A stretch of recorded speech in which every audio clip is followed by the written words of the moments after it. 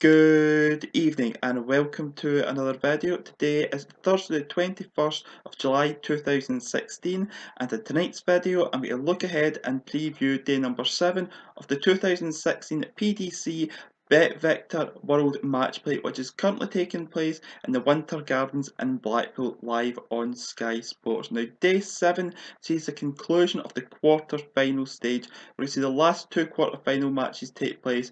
We're hoping that the matches start in a quicker fashion than the matches on day 6. The matches on day 6, so the first two quarterfinals, were very slow burners in the first half of both matches. We're hoping that the matches on Friday night will be quick starters and they'll be classic matches at the Winter Gardens in Blackpool. The first of which sees Mervyn King take on Phil Taylor. Now these two have played 40 times previously, and Phil Taylor magnanimously leads the head-to-head with 30 wins. There's been 2 draws and Mervyn has won on 8 occasions. Now Mervyn's wins have came in lots of tournaments, but I'm going to focus on 3 Phil Taylor wins in this match. That he won in 2009 World Championships, and they played twice in the match play before, and Phil Taylor has won both occasions. In 2009, in the semi-final, Phil Taylor beat Mervyn King by 17 legs to 6, and in 2012 they played in the first round, and again Phil Taylor won by 10 legs to 8. So he's got the psychological advantage on Mervyn King at Blackpool, knowing that he's got 2 wins to 0 over him. Now Mervyn King in round 2 beat Brendan Dolan by 11 legs to 8 with an 89.05 average, and he was 11 from 28 on doubles, which is 39%. Now Mervyn knows he'll have to improve both his scoring and his finishing if he's to compete with Phil Taylor. He drifted in and out of this match with Brendan Dolan, but when the match got 8-8 all, Mervyn King really did stamp his foot on the gas, winning 3 legs in a row at a crucial time, winning the match by 11 legs to 8. There was a big difference in Mervyn King's first round and his second round. There was 10 points difference on the average, and there was a 28% difference on the doubles. How will Mervyn King's back be? That's the big question in this match. We all know about Mervyn King's back trouble, and that really does cause him to play better or worse. And can he manage a match of this length over the best of 31 legs? There's lots of questions you've got to ask about Mervyn King in this match. And he's taking on Phil Taylor. Now, Phil Taylor beat Mensur Suljovic 11-5 in round 2 with 101.11 average, and he was 11 from 23 on doubles, which is 48%. The scoring and the finishing was very good from Phil Taylor against Mensur Suljovic. Not many people would beat Mensur Suljovic in the style that Phil Taylor did a couple of nights ago in the second round.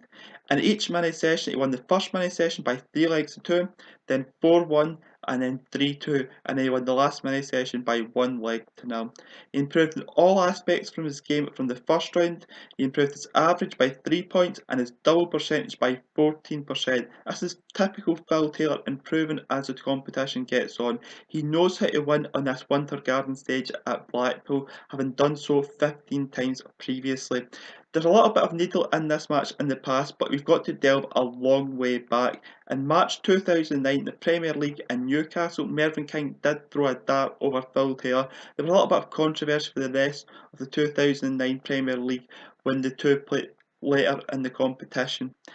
What do I think is going to happen in this match? I think that Phil Taylor will have a very quick start, and again it'll be up to Mervyn King if he can respond in this middle part of the match to Phil Taylor's dominance in the early part of the match.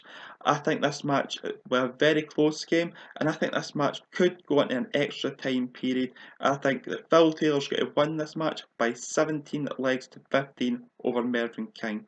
The second match of the evening sees Gary Anderson take on Steve Beaton. Now these two have played 15 times previously, and Gary leads the head-to-head with 10 wins to Steve's 5 wins.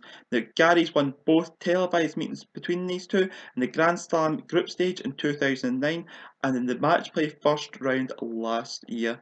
Steve's biggest win against Gary Anderson came in the European Tour in 2014. That was the last time that Steve actually beat Gary Anderson. Interestingly enough, it's 3-all in streamed internet match between these two. So if this match was streamed online, there's a 50-50 chance of who's going to win it. But it's a televised event, so we'll go through what I think at the end, what I think is going to happen. Gary Anderson in round 2 beat Terry Jenkins by 11 legs to 5. With a 100.76 average, and he was 11 from 19 on doubles, which is 58%. Again, it was another very, very good performance, following up his round 1 performance. He was delighted to do so again in his quarter-final match against Steve Beaton. His high scoring and high double percentage have been the success of him over the last 2 years, and we hope to equal that. And if he wins this match, he'll equal his best ever result and performance at the match play ever, which he did in 2014, which is semi-finals. And he takes on Steve Beaton. Now, Steve Beaton is rolling back the years in this year's World Match Play this week. And if he wins this match against Gary Anderson, he will equal his best result in the match play, which he got in 2001 when he reached the semi-finals. He's 52 years old. He's not getting any younger, so it's great to see Steve Beaton make a comeback the way he has. In his second round match against Michael Smith especially, he was very, very good. He won by 11 legs to 7 with a 99.16 average, and he's 11 from 17 on doubles, which is amazing. 65% on doubles, which included 160 in the fourth leg of the match. It was a great match that Steve Beaton won in the second round. He'll have to keep that standard up when he takes on the world champion Gary Anderson. So what do I think is going to happen in this match? I think that both will roughly level until halfway through this match, and I think Gary Anderson will step his foot on the accelerator and speed away from Steve Beaton in this match.